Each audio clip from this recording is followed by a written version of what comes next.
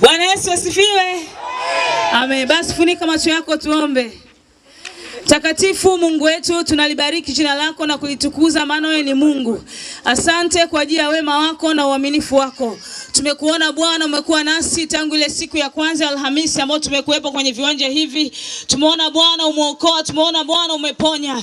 Lakini Bwana injili imehubiriwa mahali hapa. Na lile neno lako Bwana watu wako wa mji huu wamesikia. Tunasema asante kwa ajili ya siku hii ambayo Bwana tunaenda kuhitimisha mahubiri katika eneo hili. Tunamweka tena mtumishi wako mahali pako. Bwana Yesu ukampake mafuta tena, ukamwezeshe kunena tena siri za ufalme wako kwa nguvu na ujasiri mwingi katika jina la Yesu. Na watu wote ambao Bwana wanasikia neno hili kafanyike mbegu kwenye maisha yao katika jina la Yesu. Tunasimama kinyume na zile falme zote za giza kwa mamlaka ya jina la Yesu, na kwa damu ya Yesu tunazitisha chini ya uwepo wako na uweza wako. Eneo lote Bwana likabaki likitawaliwa na nguvu yako, ni katika jina la Yesu. Tunajiweka wote mikononi mwako tukiomba na kuamini katika jina la Yesu. Amen.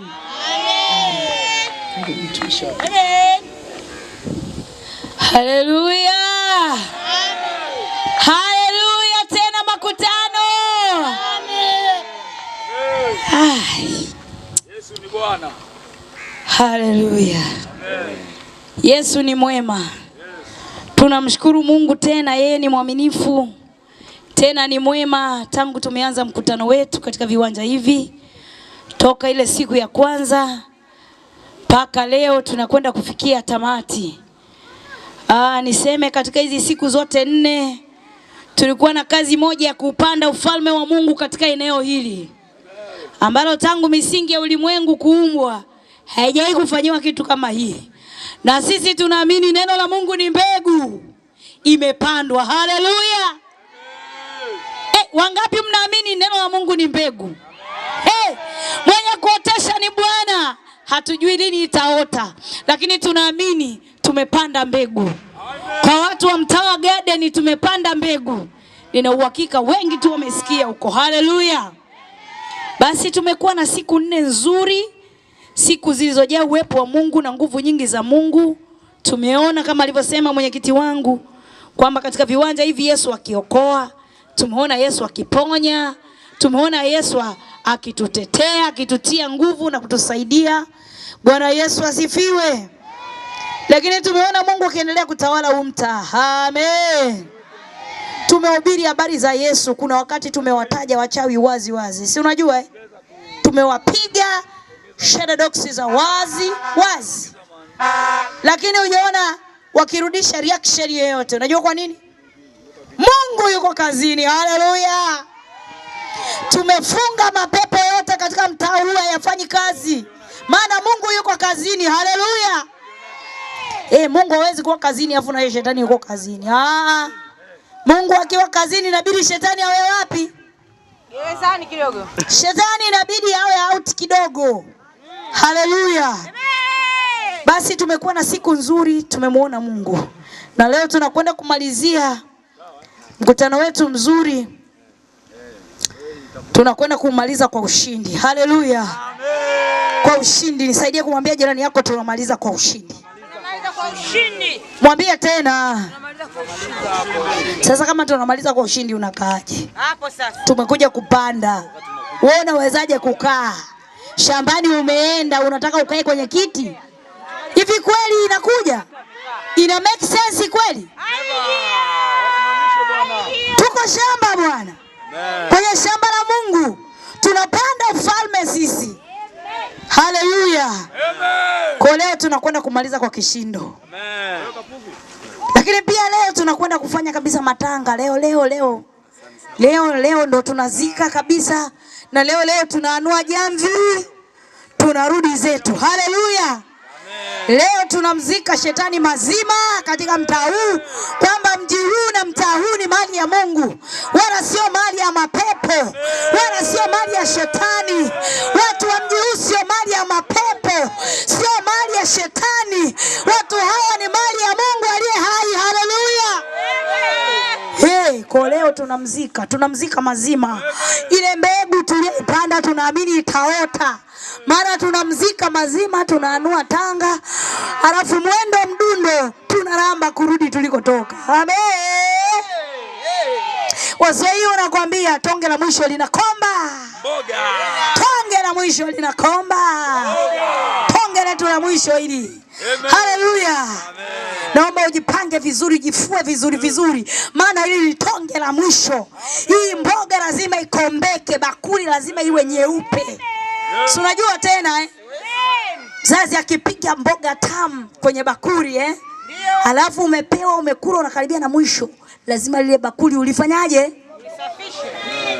Yani mama akija yani wale wakombelezi mahususi, sijui kipindi hicho kipawa bado kipo, lakini enzi tunakuwa hichi kipawa kilikuwepo.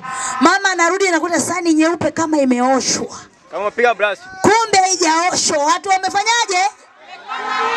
Sasa tunakwenda kukomba mboga. Haleluya! Wangapi wako tayari kukomba mboga kwa ajili ya Yesu? Wangapi wako tayari? Amen. Haleluya. Tumekuwa na siku 4 kama nilivyosema, siku 4 zilizojaa upako na nguvu za Mungu. Siku ya kwanza tulikuwa siku nzuri, Mungu alitupa ujumbe wa siku za mwisho. Haleluya. Mungu alitukumbusha kwamba nyakati ambazo tunaziishi ni nyakati za mwisho. Haleluya. Ni nyakati zile ambazo zilitabiriwa na manabii huko nyuma, zilitabiriwa na Bwana Yesu mwenyewe kwamba nyakati za mwisho zitakuwa za hatari. Watu watakuwa wakijipenda wenyewe. Watu watakuwa wakijipenda wenyewe, moyo wa kumpenda Mungu hautakuwa ndani yao. Tulijifunza siku ya kwanza na tukakumbushwa na Mungu katika hizi siku za mwisho tunapaswa kuwa watu wa namna gani. Haleluya. Wakati ambapo tunaishi kwenye nyakati za mwisho, kwenye dakika za mwisho, tunatakiwa kufanya nini? Haleluya. Tuliona kabisa kwamba kwenye hizi dakika za mwisho tunamhitaji Yesu. Unamhitaji Yesu katika majira ya mwishoni. Haleluya. Maana ukizubaa utakuta mwana si wako. Lakini siku ya pili Mungu alitusaidia, akatupa tena ujumbe mwingine, akatuambia kwake hakuna lisilo, kwa Bwana hakuna lisilo, kwa Yesu hakuna lisilo. Hiyo ilikuwa ni siku ya pili. Tukaona jinsi ambavyo Mungu alivyo na uwezo. Tukaona Mungu jinsi alivyo mwanaume. Tukaona Mungu jinsi alivyo na nguvu za ajabu. Haleluya. Tukaona uwezo na nguvu zake. Alafu tukaona vijitatizo vyote ambavyo mwanadamu anahangaika navyo hapa duniani. Sijui magonjwa, umaskini, laana, sijui mikosi, sijui ni. Tukaona vyote ni kitu kidogo mbele za Bwana. Haleluya. Sio vitu vya kumtoa roho Mungu, sijui pesa, sijui nini. Tuliona kabisa vyote ni vitu vidogo sana. Kwa Mungu, yeye Mungu anaviweza, viko ndani ya uwezo wake. Haleluya. Kwa maana yeye ni Mungu, ana uwezo wote. Lakini pia siku ya tatu ambayo ilikuwa ni jana, Mungu alitukumbusha tena na kutufundisha tena kwamba yeye ndiye njia ya kweli na uzima. Kama unataka kwenda mbinguni, hakuna njia ya mkato. Njia ni moja tu, ni Yesu. Yesu anakaa mbele, wewe unakaa nyuma. Anatembea na wewe unatembea. Kinyume cha hapo hakuna mbingu. Haleluya. Sasa kwa haya yote ambayo tumejifunza hizi siku 3 na leo siku ya 4, Bwana ametupa tena ujumbe mwingine. Haleluya. Ujumbe wa leo nasema Mungu ni upendo. Nisaidie kumwambia mwenzio. Mwambie tena Mungu ni upendo. Mungu ni upendo. Haleluya. Jumbe zote za siku 3 alizotupa Mungu anaonyesha jinsi anavyotupenda. Amen. Hivi inawezekana ukaongea na mtu ambaye hakupendi? Unaweza ukamsemesha mtu ambaye hakupendi au hana mahusiano na wewe? Mungu ni upendo, anatupenda. Siku zote hizi katusemesha, katuambia msihangaike wanangu, mimi ndio njia. Yaani mtu akikaa kwangu, yaani ajue kabisa ameshafika mbinguni. Lakini ametuambia kabisa mimi ni Mungu, kwangu hakuna lisilowezekana. Haleluya. Lakini tumeona anatuambia alitutahadharisha siku za mwisho zitakavyokuwa. Na tuliona kabisa siku za mwisho jinsi zilivyo. Tumeona zile dalili zote, maneno yote yaliyotabiriwa yote tumekwisha kuyaona yametimia. Kwa yote haya yanatuonyesha kwamba kweli ule wakati ndio huu tunauishi. Haleluya. Yote haya yapo kwa sababu ya upendo wa nani? Upendo wa Mungu. Haleluya. Upendo wa Mungu ni wa ajabu, upendo wa Mungu ni wa ajabu, upendo wa Mungu ni wa ajabu, upendo wa Mungu. Upendo ni wa ajabu, upendo wa Mungu ni wa ajabu, upendo wa Mungu ni wa ajabu, upendo wa tena. Upendo wa Mungu ni wa ajabu, upendo wa Mungu ni wa ajabu, upendo wa Mungu ni wa ajabu, upendo wa Mungu. Juu sana kupita milima yote, chini sana kupita vilindi vyote, kupita misho yote, pendo Yesu. Juu sana kupita milima, chini sana kupita vilindi vyote, pana kupita upendo Yesu. Haleluya. Upendo wa Yesu. Yesu ni upendo. Ndani yake amejaa upendo. Yeye ni upendo. Yaani yeye ni upendo. Amejaa upendo sio kwa kawaida. Tunapozungumza habari za upendo wa Yesu, ninapokuambia habari za upendo wa Mungu, sikwambii habari za upendo wa wewe na mumeo. Sikwambii habari za upendo wa wewe na familia yako. Sikwambii habari za upendo wewe na mashoga zako. Sikwambii habari za upendo wewe na watu wa kabila lako. Sikwambii habari za upendo watu na taifa lao. Nakwambia habari za upendo wa Mungu. Haleluya. Duniani hapo uko upendo mwingi sana. Uko mwingi. Uko upendo wa kindugu. Uko upendo wa nini? Wa mtu na mpenzi wake. Sivyo jamani? Ziko pendo nyingi sana. Unampenda kwa sababu ni baba yako, ni mama yako, ni shangazi yako, mjomba yako. Unajisikia kumpenda. Upendo wa kirafiki. Unajisikia kumpenda kwa sababu ni nani? Rafiki yako. Ni kama moyo wako. Lakini sitaki nizungumze kokote. Maana wewe upendo mwingine wote tungekaa hapa tuanza kuudadavua, una mapungufu. Una shida. Shida yake mojawapo una ubaguzi. Haleluya. Haya mapendo mengine yana nini? Ubaguzi. Unampenda mtu kwa sababu ni wa kabila lako. Unampenda mtu kwa sababu ni mtu mmetoka sehemu moja. Sivyo jamani? Hata kupendeleana undugu na izesheni, watu wanapendeleana kwenye undugu na izesheni. Sivyo jamani? Mtu anaka nafasi pale juu, anawaita ndugu zake, anawaambia njooni bwana, huu ni undugu na izesheni, wote utakuwa fulani, wote utakuwa fulani, wote utakuwa. Si ndio haya jamani? Haya ni mapendo ya kibinadamu. Yana nini? Yana mapungufu. Lakini jioni leo nakuambia habari za upendo wa Mungu. Usiona mapungufu. Upendo wa agape. Upendo wa kweli. Haleluya. Hizi pendo zingine zinabadilika kulingana na mazingira. Ulimpenda mume wako kwa sababu alikuwa na vihela. Wakati ana vihela, roho ilikuwa inakutoka. Lakini vihela vimeisha, hapendwi? Hapendwi mtu, inapendwa pochi wewe. Ulikuwa unampenda mke wako enzi hizo, wakati anakafiga kazuri, ameshazaa wawili, watatu, wanne, watano, tena umemfanya waongozane, wa kwanza, wa pili, wa tatu, wa nne, kashapu. Hana tena maana. Upendo umeisha, umeyayuka. Pendo za kibinadamu hizo.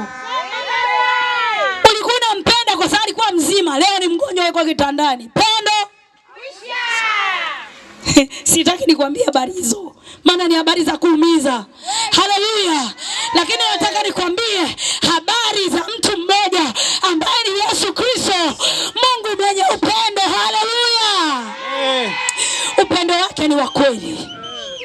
Unajua upendo wa Yesu ni kweli. Amina. Pendo lake ni la kweli. Tena ni la milele. Alafu alichuji. Haya mengine anachuja. Mwanzoni pale mkianza mahusiano mnaweza mkaitana majina yote, sivyo? Siku akikutindua ngumi moja. Hapo sasa. Ngumi moja tu. Yale majina yote maisha hiyo. Yaani ulikuwa unamuita pipi, utamuita nani? Wewe. Akikaa vibaya ataitwa mbwa. Uongo. Kwa nini? Upendo wa kibinadamu una mapungufu. Lakini upendo wa Mungu hauna mapungufu. Umenyoka. Haujawahi kubadilika. Huaga uchuji. Haleluya. Ukiingia kwenye mahusiano na Yesu, ukiingia kwenye mapendo na Yesu, Yesu anabaki kuwa mwaminifu daima kwako. Haleluya. Yesu anabaki kuwa mwaminifu. Kuna watu walimpenda nani kwa sababu alikuwa na kafiga. Si unajua alikuwa na kafiga fulani hivi, kale kafiga kalikuwa kanamvutia. Namba 8 hiyo. Sasa ghafla kale kafiga katika kujifungua mama, kafiga kakaondoka. Si unajua tena. Ilikuwa namba 6 ghafla 9. Hapo sasa. Kile kiupendo kinafyukuka kiote fyuku. Alafu macho yanageukia upande mwingine wa pili, maana kila siku wanazaliwa. Jamani, wanazaliwa. Mungu huyu. Mimi nilikwambia usipokuwa na Yesu utapata shida ujue. Utapata taabu ujue. Utasota ujue. Amen. Maana kwenye ile mashine ya Mungu kila siku wanachakata vyuma vizuri.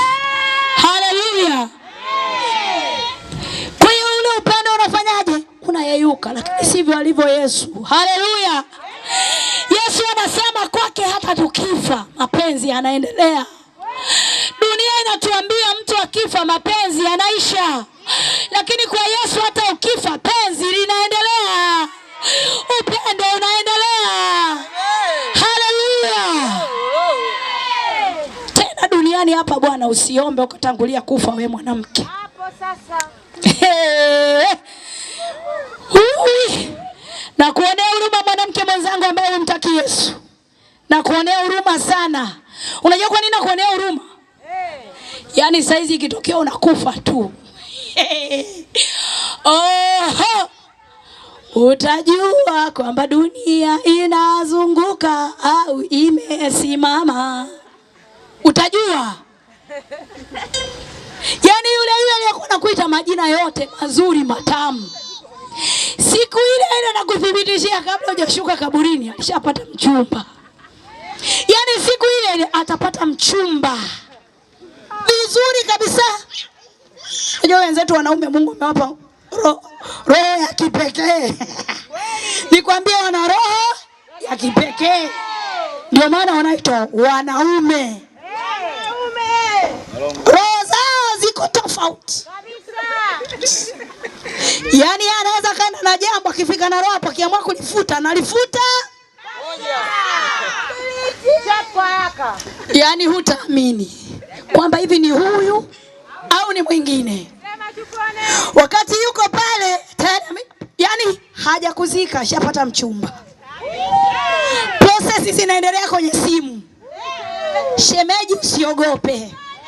Ujue shemeji mimi nipo siku zote nilikuwa nakutizamia. Ukishazikwa tu nikwambia kinachofuata huko nyuma ni nini? Mahaba. Ukurasa ule unafungwa, unaingia ukurasa nini? Sasa shida inabaki kwa hawa wenzangu hawa. Hawa ndio wanabaki wanafanyaje? Wana hang na maisha. Maana anakuja Farao asiyemjua nani? Yusufu, sio Mungu. Anakuja Farao asiyemjua nani? Anakuja na yeye na taratibu zake. Kwenye makochi walikozoea kukaa naambia wewe. unachezea makochi yangu. Hapo sasa. Yale ambayo ulifanyaje? Uliyatafuta, uliyatabikia. Kama ulisaidiana na mume wako kuzitafuta, ukabeba na beseni la maandazi, ukatembea kama huna akili timamu, yale mambo yanafanyaje? Yanageuka. Hizo ndio pendo za kibinadamu. Kwamba ukifa mkataba umefanyaje? Na ndivyo ilivyo, ukishakufa tu mkataba umeisha. Lakini nataka nikwambie, upendo wa Yesu tunaokwenda kuzungumza jioni ya leo uko tofauti na hizo pendo. Kwamba hata ukifa kwake mapenzi yanaendelea. Ndio kwanza kunakuwa kumepambazuka. Ukifa ndio kwanza penzi linachochea. Haleluya. Maana ukifa ufi peke yako, unakufa naye. Haleluya. Hebu tusome maandiko. Tusome maandiko, watumishi wa Bwana, ili tuendelee tuwe na uhuru wa kuendelea mbele. Tutasoma kitabu cha Yohana Mtakatifu sura ya 3. Tutasoma mstari wa 16. Neno la Mungu linasema, kwa maana jinsi hii Mungu aliupenda ulimwengu hata akamtoa mwanae pekee, ili kila mtu amwaminie asipotee, bali awe na uzima wa milele. Haleluya. Upendo wa Mungu. Maandiko yanapotusimulia kwamba Mungu aliupenda ulimwengu, Mungu aliupenda ulimwengu ukiwa muovu. Maandiko yanatuambia Mungu aliupenda ulimwengu ukiwa katika hali nzuri. Biblia inatuambia Mungu aliupenda ulimwengu ukiwa katika hali mbaya ya dhambi. Wakati huu mwanadamu alikuwa amekwisha anguka katika ile bustani ya Edeni baada ya kuumbwa. Mwanadamu ameshaasi, mwanadamu ameshavuruga, mwanadamu ameshalikoroga, mwana kulitafuta kishalitafuta. Jamani, wakati huo ndio ambapo Yesu alitupenda. Haleluya. Amen. Tukiwa tuko gizani, ikiwa dunia imejaa giza, Biblia inasema kwamba Mungu aliupenda ulimwengu. Haleluya. Amen. Na Mungu alipoupenda ulimwengu hakuishia tu kupenda ulimwengu. Sima kabisa. Amen. Amen. Yaani Mungu hakuishia kupenda tu ulimwengu. Sikia. Mungu, Biblia inapotuambia kwamba Mungu aliupenda ulimwengu, haituambii kwamba Mungu aliishia tu kupenda. Unajua upendo wa Mungu uko tofauti na upendo wa nini? Wa kibinadamu, kama nilivyokuambia. Lakini kimsingi ni kwamba upendo ni kufanyaje jamani? Ni kujali, kuthamini. Haleluya, na kujitoa. Ndio maana nini? Ya upendo. Haleluya. Lakini ili uwe upendo ni lazima uwe wa vitendo. Haleluya. Jamani, tupo lakini ili uwe upendo lazima uwe wa nini? Wa vitendo. Sio maneno. Mungu hakutupenda tu akaishia kwenye maneno na wapenda wanadamu, alafu akakaa mbinguni akaendelea kula good time. Hebu fikiri, Mungu yani Mungu ndiye aliyeumba vitu vyote. Mbinguni alikuwa na malaika wanamwabudu, wanamsujudu. Usiku na mchana wanamwabudu. Yupo katika utoshelevu wote. Lakini kula kumpenda mwanadamu Mungu hakuridhika kukaa mbinguni. Biblia inasema alipotupenda hakuishia kutupenda. Biblia inatuambia alitupenda, aliamua kumtoa nani? Mwanae wa pekee. Yesu aliamua kujitoa kwa ajili yetu, ili sisi tusipotee, ili uzao wa mwanadamu usipotee, ili wewe usipotee, mtu wa mtaa wa Garden usipotee, ili wewe Mtanzania usipotee. Yesu aliamua kuja. Haleluya. Biblia inatuambia Yesu alipotupenda aliacha enzi yake mbinguni, aliacha ufalme wake mbinguni, aliacha uungu wake mbinguni, kwa sababu alipiga gharama za kumpata mwanadamu. Akaona hakuna namna nyingine ya kumpata mwanadamu, ni lazima mwanadamu nimshukie huko aliko. Kwa ina maana hata sisi wanadamu kuna tabia nyingi tu tumezitoa kwa Mungu. Haleluya. Haleluya. Si unajua hapo mtu anapokuwa anafukuzia lazima afike eneo la nini? Lazima afike eneo la tukio bwana. Lazima afike eneo la tukio kujionyesha kwamba ndio mimi, ndio yule. Amen. Kwa Yesu aliamua kutoka mbinguni akaja duniani kila kitu mbinguni huko. Biblia inatuambia Yesu aliamua kuvaa mwili wa mwanadamu ili ampate mwanadamu. Kwa sababu angekaa katika ile hali ya uungu, sisi wanadamu asingetupata. Angetupataje? Sisi wenye dhambi angetupataje jamani? Si unajua Mungu ni moto Angekaa katika ile hali yake ya uungu, hali ya utukufu, ile hali yake ya ukuu, sisi asingetupata. Haleluya. Lakini kwa sababu alitupenda, aliamua kuacha vyote mbinguni, akaamua vae mwili wa mwanadamu ili aweze kumpata mwanadamu. Haleluya. Yesu akaamua kuvaa mwili wa mwanadamu, akazaliwa na mwanadamu kwa uwezo wake yeye mwenyewe. Akaamua kuzaliwa na mwanadamu ili aweze kumpata mwanadamu kirahisi, ili aweze kukupata wewe na mimi. Yesu ilimbidi avae mwili wa kawaida ya binadamu. Haleluya. Kama ambavyo unajua duniani hapa, mtoto wa tajiri au mtoto wa mtu mkubwa huko juu, nikikwambia mtoto wa mkubwa unaelewa, watu wanaotembea na ving'ora ili aje akupate wewe mtu wa mtaa wa Garden, hawezi kuja na ving'ora. Mtaa utakimbia, watu watakimbia. Uongo? Watakimbia, watu watapoteana. Kwa nini? Kuna utisho. Sa Mungu ni zaidi ya ving'ora vya duniani. Angekuja katika ile hali yake ya utukufu, ile hali yake ya uungu, anang'aa kuliko jua, tungeweza kumuona na macho yetu. Biblia inatuambia mtu yeyote aliyemuona Mungu atakufa. Yaani uweze kumuona Mungu ukaishi, utakufa. Sasa Yesu aliona kabisa, mimi nikitokea katika hali niliyokuwa nayo, niwaendee wanadamu duniani, hawa wanadamu sitawapata, watakufa wote. Kwa sababu wanadamu amevaa mwili wa kufanyaje? Wa kufa.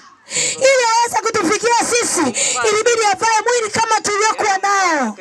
Ili aweze kutupata mimi na wewe, ilibidi Yesu azaliwe kama mwanadamu mwingine, ili aweze kutukomboa mimi na wewe. Haleluya. Amen. Maandiko yanatuambia Yesu hakika aliamua kutujia duniani, akaja kwetu, akakaa kwetu, akatufundisha. Na ndio haya mamoja nimekuambia jana, alitufundisha, akatuambia njia ya kwenda mbinguni. Hatupiti njia hizo mnazopita, ni ndefu, lakini ni njia zisizofika mbinguni, hazifiki. Unajua unaweza kutembea njia ndefu lakini isikufikishe unakokwenda. Hii njia mnayoitumia hii haiwezi kuwafikisha. Njia ya kuwafikisha mbinguni ni mimi hapa, mimi huyu hapa, niaminini mimi, kaeni ndani yangu mimi, mtafika mbinguni kwa Baba. Haleluya. Amen. Amina. Yote haya Yesu aliyafanya kwa sababu ya upendo aliokuwa nao, kwa sababu ya kujali alikokuwa nako. Yesu alitupenda tukiwa tu wenye dhambi. Nimekuambia upendo wa Mungu ni tofauti na upendo wa wanadamu. Upendo wa wanadamu unabagua. Mtu anaweza kumpenda mtu kwa sababu ya pesa alizokuwa nazo. Mtu anaweza kumpenda mtu kwa sababu ya cheo, kwa sababu ya nafasi, kwa sababu ya familia aliyotoka huyo mtu. Lakini sivyo alivyo Yesu. Alitupenda tukiwa wenye dhambi. Yesu alitupenda tukiwa wachafu. Haleluya. Yesu hakujali dunia jinsi ilivyokuwa chafu. Tena Biblia inasema alipokuja kwetu, Yesu aliamua kuzaliwa katika mazingira duni. Alizaliwa katika mazingira duni, mazingira dhaifu. Unajua kwa nini alizaliwa katika mazingira duni na dhaifu? Ili aweze kuchukuliana na kila mtu. Alikuwa na uwezo wa kuzaliwa kwenye nyumba ya Herode, lakini hakuzaliwa kwenye nyumba ya Herode, maana maherode nyakati zile ndio walikuwa wafalme wanatawala. Yesu hakutaka akae huko. Alijua angekaa huko mimi na wewe asingetupata. Haleluya. Amen. Angetupata mimi na wewe, angetukutia wapi? Angetukutia wapi? Angetupatia wapi? Mtu wa machinjioni angekupatia wapi? Haleluya. Haleluya. Ninapokuambia habari za Yesu na kuzungumzisha habari za Mungu anayetawala dunia nzima.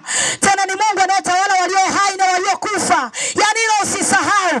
Ni Mungu anayetawala walio hai na waliokufa. Wapi? Kuonyesha kwamba anaweza kuchukuliana na kila mtu, anaweza kukaa na kila mtu, ili mradi kama huyo mtu ataamua kumpa moyo wake. Yesu yuko tayari kukaa na mtu yeyote. Haleluya! Na ndio maana tunaona leo wokovu haubagui. Haubagui. Yesu anapookoa habagui. Yeye ni wa watu wote. Yesu ni wa watu wote. Watu wa dini zote, watu wa makabila yote, watu wa mataifa yote, watu wa rangi zote, watu wa aina zote. Haleluya! Anapookoa Yesu hajali kwamba una elimu ya kiasi gani, tofauti na wanadamu. Amen. Amen. Tunakwambia nakupenda. Hivi umesoma mpaka wapi? Unajua mimi nilishia tu la 4. La 4. Yeye kichwani kwake alishafikiri kwamba mimi nataka nioe labda mwanamke mwenye degree zake 2. Alafu unamwambia nimefika la 4. Upendo unayeyuka hapo. Kama basi nitakutafuta. Akiwa nitakutafuta. Ndio inakuwa nitakutafuta mazima hiyo. Ukija kupiga simu siku nyingine, namba unayopiga kwa sasa.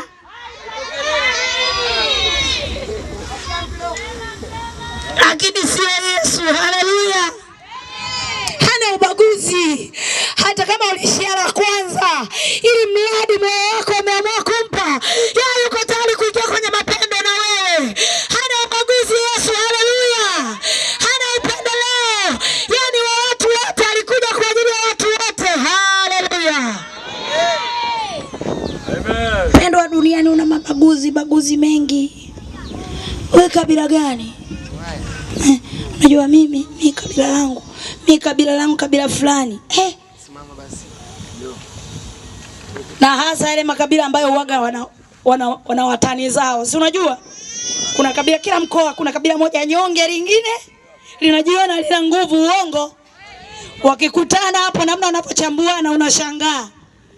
Sasa mwenyewe ndo anakutana, kabila gani? Kabila fulani. Basi sawa, tuendelee kuwasiliana. Ukishasikia tu basi tuendelee kuwasiliana. Jikate mazima, jua basi ndo basi. Basi hiyo. Usianza kutafuta mchawi kabila lako. Tafuta mchawi. Unajua itakuwa maneno amesikia, hajasikia maneno. Kabila lako limemtisha.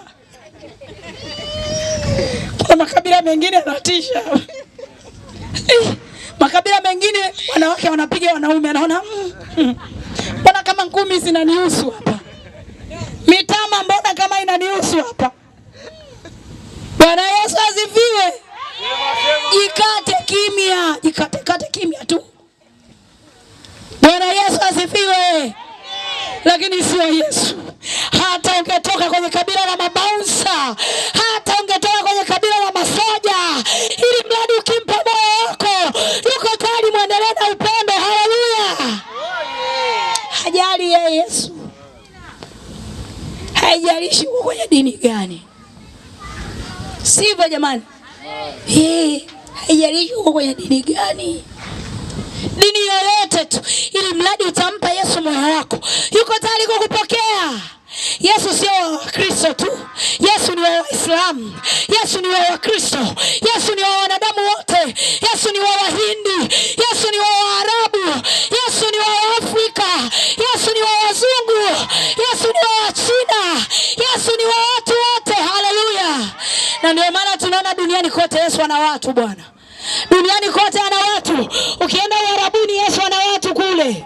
Ana kanisa lake lipo kule. Kuna watu wako kule wanamwamini Yesu vizuri kabisa. Ukienda China kule utawakuta watu huko wameokoka. Ukienda South Africa utawakuta. Ukienda Ulaya huko utaenda kuwakuta. Kila mahali Yesu anao. Haleluya. Maana yeye hana ubaguzi. Hana upendeleo. Hachagui kabila wala rangi. Bwana Yesu asifiwe. Bwana asifiwe. Yesu angekuwa anajali makabila. Ilikuwa changamoto. Yaani Yesu angejali kabila, vimo vya watu. Sijui mimi ingekuwaje Yesu wakwe. Yaani Yesu angekuwa anajali hela. Sijui hata ingekuwaje jamani ndugu zangu hapa. Hali yetu ingekuwaje? Hali yetu ingekuwa mbaya. Kama Yesu angesema mimi nitaokoa matajiri tu, maskini hivi sijui tungekuwa wapi. Nina imani matajiri wangekuwa wametengenezewa dunia yao imekaa hapo juu juu. Na matajiri kama wangekuwa nakaa hapo juu juu, hebu fikiri huku chini tungekuwa tunamwagiwa maji ya kiasi gani? Yaani kila ukitembea maji machafu. Kila ukienda huko maji machafu. Lakini Yesu hana ubaguzi. Hata kama ungekuwa mweusi kama mkaa, ukimpa moyo Yesu yuko tayari. Hata kama wewe ni mweupe kama mzungu, ukimpa moyo Yesu anaondoka na wewe. Hata kama wewe ni mfupi nyundo kama mimi, ukimpa moyo Yesu anaondoka na wewe. Hata kama ungekuwa mrefu kama Goliati, ukimpa moyo Yesu anaondoka na wewe. Haleluya. Yesu hana ubaguzi wapendwa. Na ndiye aliyetutuma tuje tukuhubiria habari hizi njema. Haleluya. Kuhubiri mkutano ni gharama. Sisi tumefanya kama Yesu alivyofanya. Hatujahesabu gharama. Haleluya. Hatujaangalia gharama, maana Yesu hakuangalia gharama. Alivyokuwa anatoka mbinguni Yesu hakuangalia gharama. Unafikiri ni mgharimu kiasi gani wewe? Kutoka kwa Mungu kuja kwa binadamu, unafikiri mgharimu kiasi gani? Bwana Yesu asifiwe. Ukitaka kujua mtu awe na hela alafu ghafla afilisike. Nishawahi kukutana na watu wa hivyo. Mtu alikuwa na mihela, sio tu hela, sio tu hela tu kubadilisha mboga, mtu ana mihela. Mtu alikuwa na mihela, nyumbani kuna migari ya kila aina, watoto, kila mtoto nyumbani ana gari yake na dereva wake anapeleka shule huyu hivi. Yaani unajua kuna watu wanaishi duniani Yaani kuna nyakati ukifikiria maisha, unahisi kuna watu wanaishi duniani na wengine kama wanasindikiza dunia, sivyo jamani? Yaani kama ndio mwenge, wengine ndio mko nyuma bio. Mwenge unabwela tunaokimbiza bio. Yaani wewe ndio uko nyuma pale. Kwa nini watu wanaishi maisha yao? Bwana Yesu asifiwe. Sasa ashumu mtu kama huyo mwenye magari mingi iko nyumbani, migari ya milioni miangapi, si bilioni, si ngapi ndo anatembelea. Alafu ghafla afilisike, anandara huku moja nyekundu huku ya njano. Unajua mateso yake ni ya kiasi gani?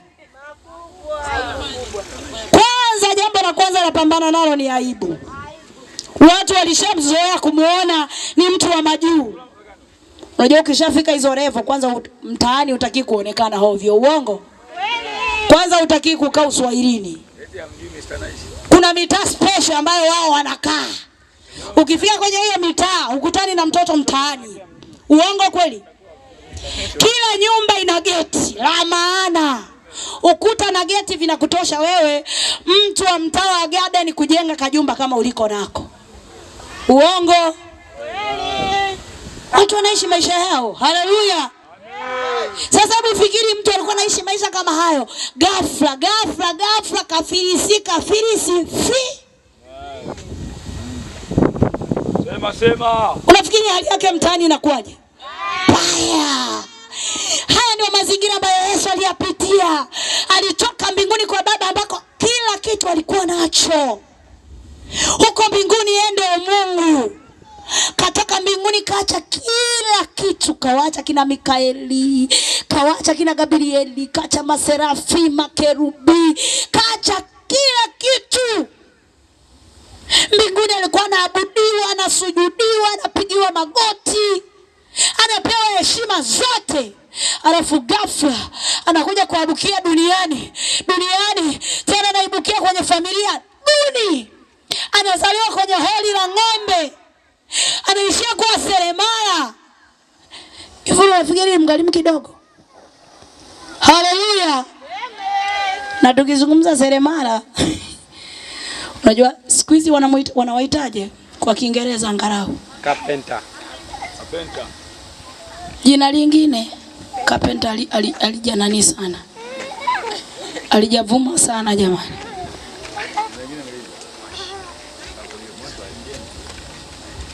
Wana vijina vyao vizuri vizuri wanavyoitana kama vile mama mafundi nyumba hivi. Hata kama nisaidia fundi unaitwa nani? Wahandisi. Engineer. Asante. Hata kama wewe ni fundi Michael lakini bado unaitwa engineer. Kitokea watu wanakusifia, engineer. Lakini wewe ni fundi Michael. Sasa nakwambia kipindi hicho useremara.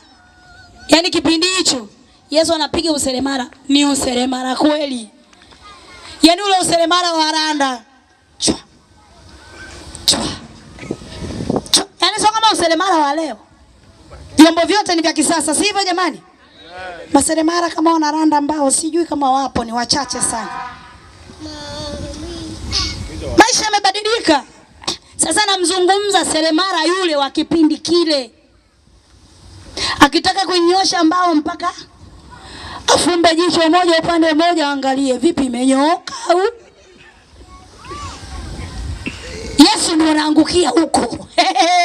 Kutoka kwa Mungu haikuwa hali ndogo. Ilikuwa ni hali ngumu sana. Ilikuwa ni hali ngumu sana. Lakini Yesu alivumilia ili aweze kukupata wewe, ili aweze kunipata mimi. Haleluya. Yesu akatuonyesha upendo kwa vitendo.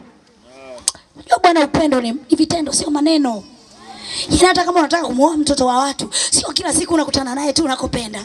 Yaani nakupenda. Yaani ukikutana na mtu wa hivyo kila siku unakupenda, mkimbie. Hana mpango wa kukuoa. Waoaji wanatumia vitendo, sio maneno. Uongo.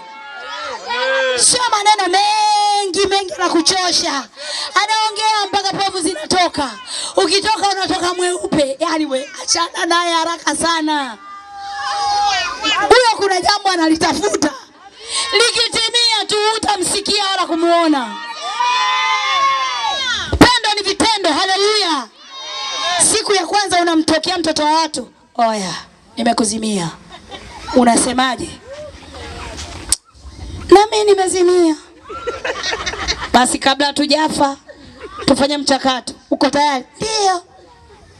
Kesho na kesho kutwa mwanaume anavimba, vitu vinatokea. Haleluya. Yeye anachukua jiko na weka ndani. Nakupenda. Yaani Hamisi, yaani rafiki yangu. Ukikuta manyoya yanapeperuka, ujue nyama imeliwa. Achana na hizo. Haleluya. Mungu ni upendo. Haleluya.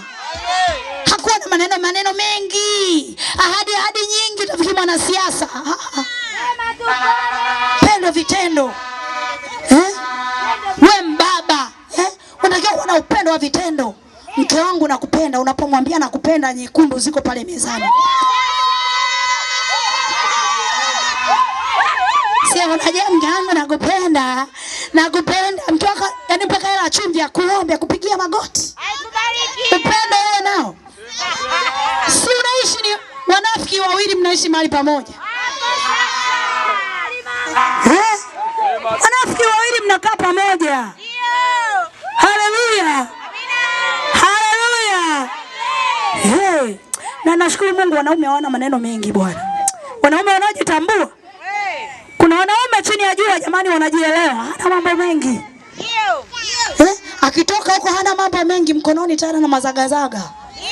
Anafika nyumbani anayatoa tu mezani. Wangu nilikukumbuka sana. Yaani ile nilikukumbuka sio ya maneno, ya vitendo. Ukifungua kwenye zagazaga lake unakuta amekwekea mishikaki miwili mitatu mle. Mtoto wa kike unajificha naye uvunguni unasema Mungu mbona kama umeniona. Huo ndio upendo bwana, si maneno mengi. Najua mke wangu siku nikipata hela, sio siku wewe, mbona kila siku unapata hela, acha utapeli wewe. Mke wangu Mimi siku tu nikipata hela. Nakuja kukutoa outing ya bana muongo. Hauna nyingine? Lipo. Kama soda tu ya shilingi 1000, Mirinda 1000. Irefuka jasho. Umeshinda kumtoa nayo ukamweka hata pale ukamwambia mke wangu nimeona tupunge upepo. Kunywa hii Mirinda. Wewe muongo. Upendo ni vitendo, haleluya. Mungu alituonyesha vitendo. Leo tunaenjoy kwa sababu ya upendo ambao Mungu alituonyesha. Upendo usio na unafiki. Upendo wa kweli, haleluya. Yesu hakuwa mnafiki bwana. Unajua Yesu hakuwa mnafiki Hata alipofika kuhubiri injili zake hazikuwa na unafiki kama injili za Mafarisayo, uongo. Paka Yesu anawaambia wanafunzi wake, sikia niwaambie. Mafarisayo kusema za ukweli, wakiwafundisha mafundisho jitahidini kuendana nayo. Lakini kwa mfano wa matendo yao msisubutu kufanya. Maana wao wanasafisha kikombe nje na ndani ni wanafanana na makaburi yaliyopakwa rangi kwa nje, lakini ndani yamehifadhi nini? Mifupa. Haleluya. Upendo wa Mungu ni wa kweli. Anapotuambia anatupenda, kweli anatupenda. Ninapokuambia mtu wa Kibaha kwamba Mungu anakupenda, na maanisha kwamba anakupenda. Ili ujue Mungu anakupenda, ona jinsi anavyokulinda. Haleluya. Uhai ulio nao umejipa wewe. Uzima ulio nao umejipa wewe. Afya yako unaiona iko vizuri umejipa wewe. Nilimpenda mtu mmoja mtandaoni. Anaambia, wewe unasema hakuna Mungu. Maembe yanatoka na sukari, babako ndo anakoleza sukari mle. Haleluya. Tunaposema Mungu ni upendo kweli. Anafanya vitu vya kweli, haleluya. Anatupa uhai kwa wakati, anatupa uzima kwa wakati, anatupa kila kitu kwa wakati. Mahitaji tunayopata kwa wakati, kuonyesha anavyotupenda. Hata leo ametutuma kwako ili tukuhubiri injili kwa wakati. Kabla hujafa, kabla hujaondoka duniani, kabla hujafika mahali pa kujuta, Yesu ametutuma tukuambia anakupenda. Haleluya. Yeye ni upendo. Kabla hujapotea ametutuma tukuambie. Ili usije ukasema baadaye mimi sikujua. Yaani unajua Mungu sikujua. Sikujua ndio andiko tuliyosoma. Mungu alipenda ulimwengu akamtoa nani? Mwanae, ili kila naye mwamini asipotee. Lengo la Mungu kujitoa sisi tusipotee. Na leo ametutuma kwenye hii mitatu kuambie habari za upendo wake kabla hujapotea. Kabla hujazimika, kabla hujafa. Usije ukasema sikujua. Usije ukalia ukasema mimi sikuambia. Sikia, tumekwisha kukuambia. Yesu anakupenda. Anakuita jioni ya leo. Yesu ana haja na wewe. Yesu anakupenda, njoo kwake. Haleluya. Achana na wachumba wa uongo wanaokudanganya. Simaanishi wachumba wa mwilini, hao wachumba wa rohoni. Una wachumba wengi. Neno la Mungu linahubiriwa. Yesu mchumba wako anakuambia nikubali. Mchumba wa pili anakuambia usikubali. Usikubali. Watu watakuonaje? Watu watakuonaje? Mbona ukitenda dhambi hakuambii watu wanakuonaje? Unajua shetani ni mpumbavu sana. Ukiona tena dhambi shetani alisema kukuoneza kwamba watu wanakuonaje. Ila kwenye kuokoka watu wanakuonaje? Sikia, usizikubali sera za tapeli. Hebu zikubali sera za Yesu. Yesu anapokuambia nakupenda anamaanisha anakupenda. Yesu anakupenda kweli kweli. Yesu ana mpango mzuri na wewe. Yesu anakutawazia mema. Yesu amekupangia mema. Haleluya.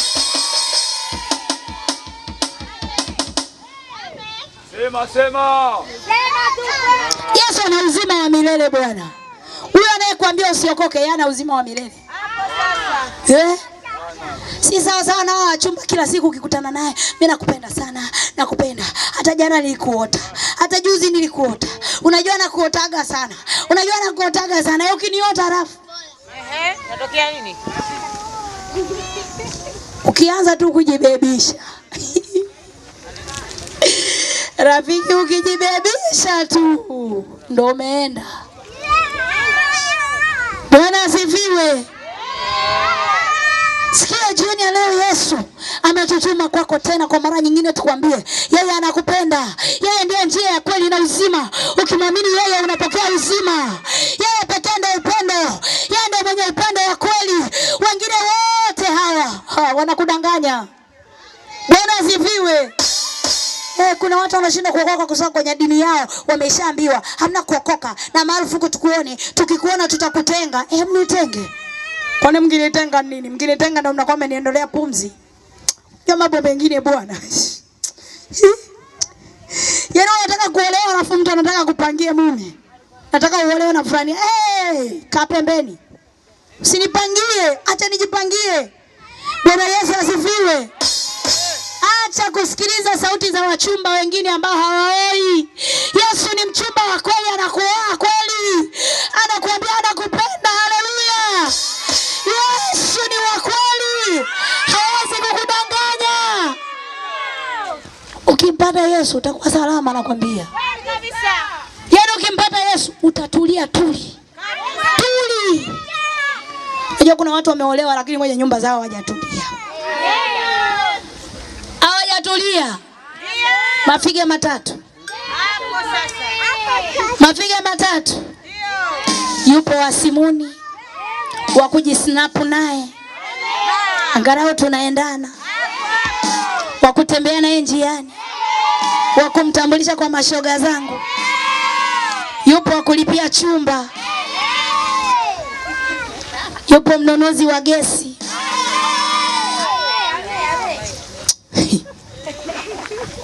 Maisha kitapeli kabisa.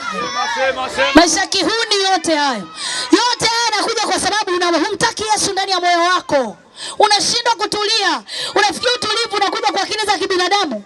Kutulia kwenye ndoa kunakuja kwa akili za kibinadamu. Hakuji. Kunakuja kwa sababu Yesu yuko ndani. Mwanaume yumo mle ndani. Macho ya tamari shayaua. Hisia za kuleta tamaa zilishakufa. Paulo anasema sio mimi ninaishi bali Kristo ndani yangu. Haleluya. Tunapoishi ndani ya Yesu tunakuwa sio sisi. Yesu anaishi ndani yetu. Ndio maana uwezekano wa kushinda dhambi ni mkubwa. Haleluya. Sasa utashinda tamaa kweli na hivyo ulivyo? Haiwezekani. Tamaa za dunia utazishinda? Utazishinda. Vishawishi vya dunia utavishinda? Utavishinda. Sema. Huwezi kuvishinda kwa sababu una Yesu ndani ya moyo wako. Sasa jioni ya leo nakushauri, hebu njoo kwa Yesu. Njoo kwa Yesu uone. Yaani Yesu anakupa neema ya kulizika. Yaani hako kaka kamme kako kamoja. Kamme kako hako kamoja kaujana mlikoanza nako. Unapambana nako mpaka mnakufa. Afikiri mambo madogo hayo. Unafikiria anakuja kwa akili za kibinadamu? Kamke kako hako kamoja Yesu anakupa kulizika nako hako. Maana ile tamaa Yesu anaiondoa kabisa moyoni. Yale mawazo machafu Yesu anayaondoa ndani ya moyo. Ile zinaa, nguvu ya zinaa Yesu anaitoa moyoni. Bwana Yesu asifiwe. Unakuwa sio wewe unaishi. Anakuwa Kristo Yesu anaishi ndani yako. Yesu anakuwa ameukamata moyo, amezikamata akili, amezikamata fahamu. Anazielekeza kule anakotaka yeye. Haleluya. Nashangaa. Unamkataa Yesu afu unaenda wapi? Dunia yenyewe leo imejaa magonjwa karibia kila kona. Kansa leo zipo kila sehemu. Yaani kadri ambavyo dhambi inazidi kuongezeka kwenye hizi nyakati za mwisho, hata magonjwa yanafanyaje? Yanaongezeka, magonjwa ya kutisha, magonjwa ya ajabu yanazidi kuongezeka kwa sababu watu wanamkataa nani? Yesu kwenye kwenye maisha yao. Watu wanamkataa Mungu kwenye maisha yao. Watu wanamkataa Yesu kwenye maisha yao, anayeweza kuleta uzima kwenye maisha yao. Wanamkataa mleta uzima kwenye maisha yao. Sikia, ukimkataa Yesu rafiki, unakuwa umepata hasara sana. Haleluya. Hiyo unakuwa umepata hasara. Bwana Yesu akataliwi. Kwa Yesu ni kuzuri, Yesu ni mzuri. Afu nampenda, ni rafiki wa kweli. Hajai kuwa mnafiki hata siku moja. Unaweza kuwa na rafiki yako hapa, ukamsimulia jambo akaenda kumsimulia na nani? Kwa sababu ukiwa na rafiki yako na yeye rafiki na rafiki yake, na rafiki yake naye na rafiki yake, naye na rafiki yake. Mwisho taarifa zako zote mtaani zinajulikana. Mashoga zako wote wanazijua. Stori zako zote zinajulikana. Usimuone tu vile anajikaza. Pale alipo na hali mbaya. Pale alipo. Yote haya ya nini? Kwani usimkubali tu Yesu? Yesu akiingia ndani ya moyo wako, kila kitu anakiondoa. Haleluya. Yesu anaondoa mpaka masengenyo Bwana. Yaani muda wa kusengenya Yesu anakupa kazi ya kufanya, omba. Yaani baada ya kukaa kwenda kusengenya, unajua kuna watu ni wakuda, ni wasengenyaji. Yaani yuko hapa anazijua karibia nyumba zote. Anajua ile nyumba ina vyumba vingapi. Ile nyumba, jamani, kuna watu ni mafundi Unajiuliza anapataga muda saa ngapi huyu? Sikia, tumekuletea habari nzuri, habari za upendo wa Yesu. Hebu ukubali upendo wa Yesu. Hebu uonje upendo wa Yesu jioni ya leo. Hebu jaribu uonje Yesu uone. Haleluya. Umeonja upendo mwingine wote wa kibinadamu. Upendo wa Yesu ufanani na wa mzazi. Haleluya. Mzazi anakupenda ukiwa huko nyumbani kwake wewe mdogo. Ukishakuwa mtu mzima, utamkimbilia tena mzazi? Hapana. Anakutoa panga. Unanisumbua, toka nyumbani kwangu. Nishakutoa. Lakini sio Yesu. Haleluya. Milele daima tunamsumbua usiku na mchana. Ninapenda kulala na mwambia Yesu, sasa nalala. Naomba sasa tulale Baba. Naomba sasa Baba nifunike. Maana mimi nalala. Nikilala sitajua kitachoendelea. Lakini wewe unaweza kujua kinachoendelea chote cha rohoni na cha mwilini. Nifunike Yesu, ananifunika. Haleluya. Pakikucha na mwambia Yesu, pamekucha sasa. Naomba ziongoze hatua zangu. Mimi sijui leo nini kitanitendekea, lakini wewe unajua kitachonitendekea. Naomba Yesu niongoze hatua zangu. Natamani leo nisikutende dhambi. Natamani leo nitembee sawa sana wewe. Na Yesu kweli anafanya. Haleluya. Hujaona raha ya kuwa na Yesu. Sikia, inawezekana umeonja raha zingine zote, lakini Yesu hujamuonja. Mimi nakushauri jioni ya leo muonje Yesu. Amen. Muonje kwa kumkubali kwenye moyo wako. Amen. Kubali Yesu aingie ndani ya maisha yako. Yeye ni upendo, atakupa upendo. Inawezekana upendo kwenye ndoa yako umeondoka. Ukimruhusu Yesu aingie moyoni mwako, Yesu atarejesha upendo ulioondoka kwa mume wako. Yesu atarejesha upendo ulioondoka kwa mkeo. Yesu atarejesha upendo ulioondoka kwenye familia yako. Yesu atarejesha vyote vilivyoondoka. Maana yeye ni upendo. Haleluya. Kila mahali ambapo Yesu anakuwepo, kila mahali ambapo Yesu anakuwepo, mambo lazima yakae vizuri. Haleluya. Haleluya. Ukiwa na Yesu raha. Yesu mpaka anakufundisha namna ya kumheshimu mmeo. Yesu atakufundisha hata namna ya kuongea na mmeo. Hapo sasa. Wakati mwingine pendo linachuja kwa sababu hujui kuongea mdomoni. Yeye unaongea na mume wako kama msela? Kama msela mwenzio. Kuna wanawake wanaongeaga na waume zao kama wasela wao. Uongo? Sema. Tena nakwambia, ulikokuwa kalale. Tena usinichoshe. Hapo mwanaume anarudi, nifungulie mlango. Tena nakwambia usinipigie kelele. Kalale ulikokuwa. Una akili wewe. Ukiwa na Yesu, Yesu anakupa akili za namna kukaa na mumeo. Haleluya. Ukikaa na Yesu atakupa akili za namna kutunza mkeo. Atakwambia, mwanangu, hela tuhongi wanawake. Hela tunatunza watoto, tunatunza mke, tunatunza familia. Mimi nakushangaa mkataa Yesu. Unamkataaje kwa mfano? Unamkataaje Yesu? kwa mganga kwenda kutafuta dawa ya mvuto. Siko vizuri kichwani wewe. Wakakupima vizuri bila ndocha. Kisa nataka anisikilize. Nani kakwambia? Mume atumshiki akili bwana. Yesu anatupa akili za namna ya kukaa na waume. Haleluya. Yesu anatupa akili za namna ya kuheshimu waume majumbani. Haleluya. Yesu anatupa akili za namna ya kufanya mambo ya nyumbani mwetu. Ukimkataa Yesu unakushangaa, afu unakimbilia kwa mganga. Yeye ni mwanamke mzuri kama wewe. Mganga anakuambia sasa umelogwa. Wamekutia nuksi. Ndio maana mume wako akupendi tena. Sasa ili mume wako akupende tena, inabidi nikuchanje. Lakini kabla sija kuchanja kalete jogoo. Unaenda unambeba jogoo unapeleka kwa mganga. Yaani Yesu yuko hapa, tunakuhubiri bure, na hatuja kulipisha chochote hapa. Alafu unamkataa Yesu. Ziko vizuri wewe kichwani mwako? Sema. Bwana asifiwe. Mganga anakukalisha kwenye jamvi. Mwanamke mzuri kama wewe anakuvua nguo kabisa hivyo na heshima ulio nayo. Anakuchanja inaanzia ya kwanza hapa, ya pili, ya tatu, ya nne, ya tano, ya Jamani, ni ajabu. Haleluya. Ni ajabu. Unaenda kwa mganga ili upandishwe cheo. Mganga mwenyewe bahati mbaya hata shule ya kusoma. Alafu unaenda kumwambia mganga akusaidie ili upandishwe nini? Cheo. Imani tusaidiane kuongea kweli.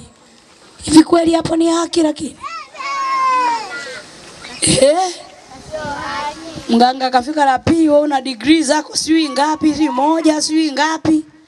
Unaenda kwa mganga, wewe unajua ofisini kule kila siku naona ni nuksi tu, naona tu mikosi inaniandama, naona tu kule ni mambo mabaya. Sasa mganga ni yeye mwenyewe toka ziara ya pili mtu wa watu. Yaani wanadamu bwana. Yaani wanadamu wakati mwingine mnashangaza. Sikia nikwambie, hata kujitosha na hayo yote. Inawezekana hayo yote umeyatabikia imetosha. Leo neema ya Yesu imekufikia. Yesu anakuita tena. Kwa mara nyingine Yesu anakuita. Yesu anakuita ili akupumzishe. Yesu anakuita ili akusaidie. Haleluya. Acha kufanya moyo wako kuwa mgumu. Naomba usimame mahali ulipo. Tumepiga kelele siku zote hizi. Kama una masikio ya kusikia basi ndio basi. Lakini mimi nakuomba wewe miongoni mwa watu wenye masikio ya kusikia, mfuate Yesu haraka sana. Sikia, si tupo tu hapo bondeni, tunapatikana hapo bondeni tu. Bonde la baraka liko hapo. Njoo. Haleluya. Njoo hapo. Yesu yuko pamoja nasi hapo. Njoo. Kabla hujachelewa. Haleluya. Mkutano wote naomba tusimame. Simama.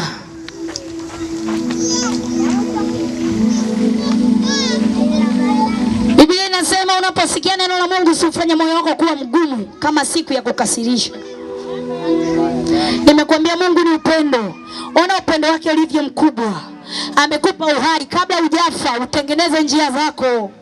Utengeneze maisha yako. Ili baadaye usije ukasema sikujua, sikuelewa.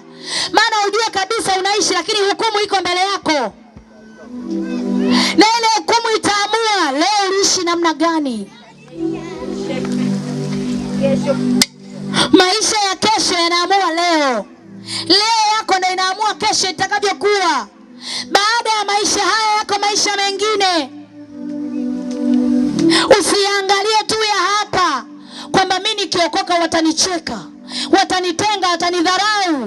Ni kweli wanaweza kukudharau, lakini hawana mbingu ya kukupeleka. Watakucheka, ni wanadamu tu wao. Wanadamu kila siku wana habari mpya bwana. Leo watakusema, kesho watasahau, utakuja habari nyingine. Usimkatae Yesu kwa sababu ya mwanadamu wenzako. Mwanadamu anayepotea, mwanadamu anayekufa kama wewe. Mwanadamu ambaye hana mbingu ya kukupeleka. Mwanadamu ambaye hana upendo. upendo wa kweli kama alionao Yesu. Haleluya. Na kushauri jioni ya leo, kubali Yesu kwenye maisha yako. Kubali Yesu ili ujana wako uwe salama, ili mama wako uwe salama, baba wako uwe salama, ili uwe salama kwenye maisha yako, utoto wako uwe salama. Mkubali Yesu. Haleluya.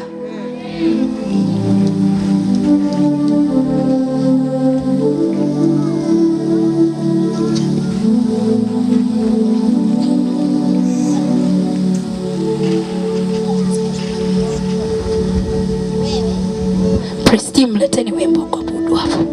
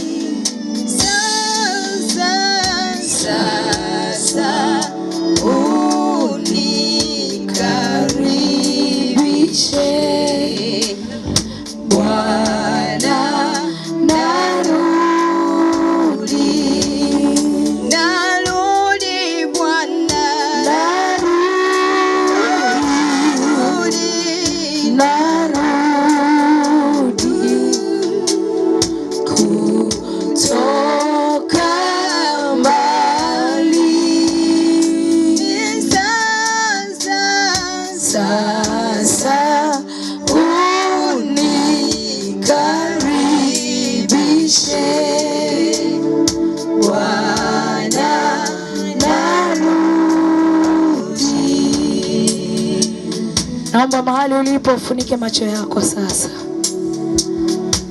Funika macho yako.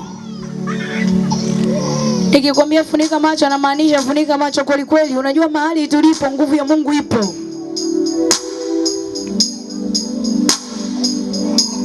Funika macho yako. Sijekaa katikati yetu kuna watu wana mapepo yakatoka kimya kimya. Kuna wakati mapepo yanatoka bila hata kumwekea mtu mkono. Pepo zinatoka tu zenyewe. Pepo zinaweza zikatoka kwa mtu zikamwako kuvamia wewe. Maana mapepo huaga hayaendi kwenye miti. Pepo zikitoka ndani ya mtu zinaenda ndani ya mtu mwingine. Zinahamisha tu makazi. Sasa usikae kizembezembe ukakaa unacheka cheka, watu tunakwambia fumba macho, omba, unacheka cheka, unafanya dhihaka. Ukakutana na cha kukutana nacho. Funika macho yako. Pata nafasi nzuri ya kutafakari neno la Mungu lilofundishwa. Mungu ni upendo, anakupenda. Wewe unasemaje jioni ya leo? Anakupenda. Wewe unasemaje jioni ya leo? Nakupa muda wako jifikiri.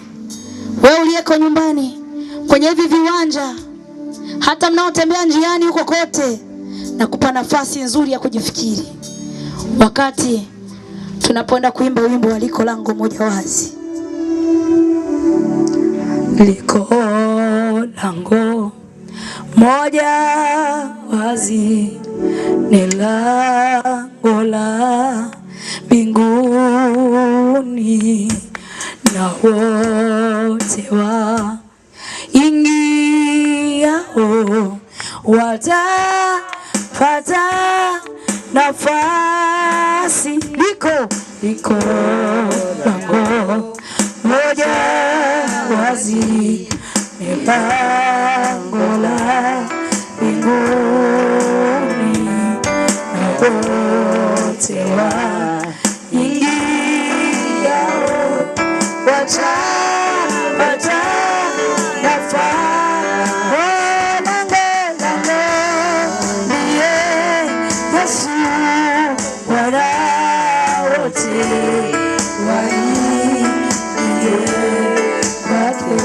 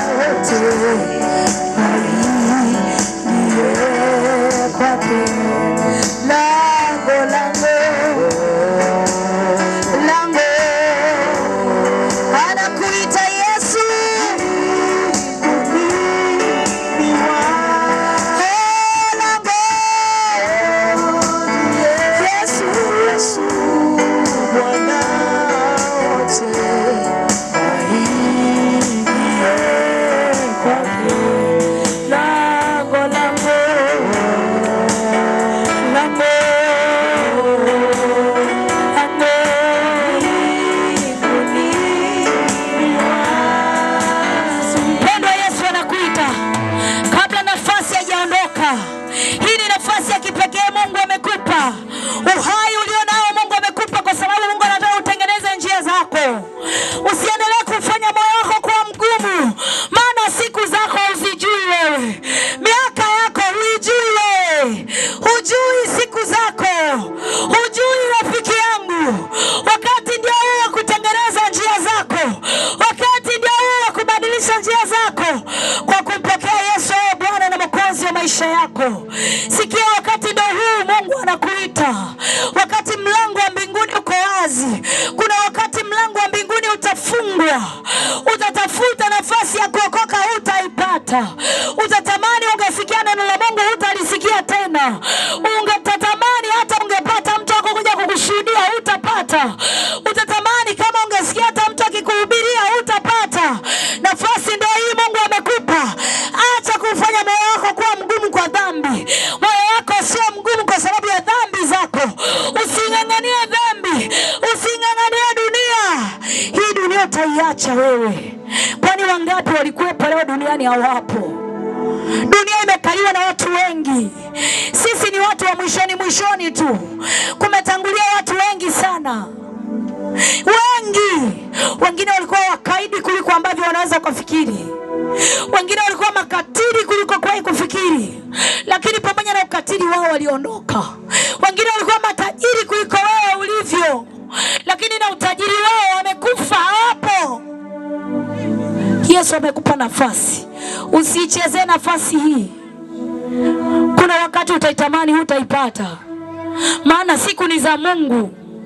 Uhai wetu uko mikononi mwa Mungu. Yeye Mungu ndiye anajua. Leo ni ya kwako, kesho ni ya Mungu. Usifanye moyo wako kuwa mgumu. Yesu anakuita. Naomba ufunike macho yako. Kila uliyeko katika hivi viwanja, funika macho yako. Jioni ya leo nataka niombe tena na watu ambao wanasema mimi nimesikia tena maneno ya Mungu yamenigusa. Nimesikia neno la Mungu limenigusa. Nimeisikia sauti ya Mungu inayoniita. Niko tayari kuja kwa Bwana. Wale ambao wanasema mimi nimesikia, ninamhitaji Bwana kwenye maisha yangu, unaweza ukaja hapa mbele ili tuombe na wewe.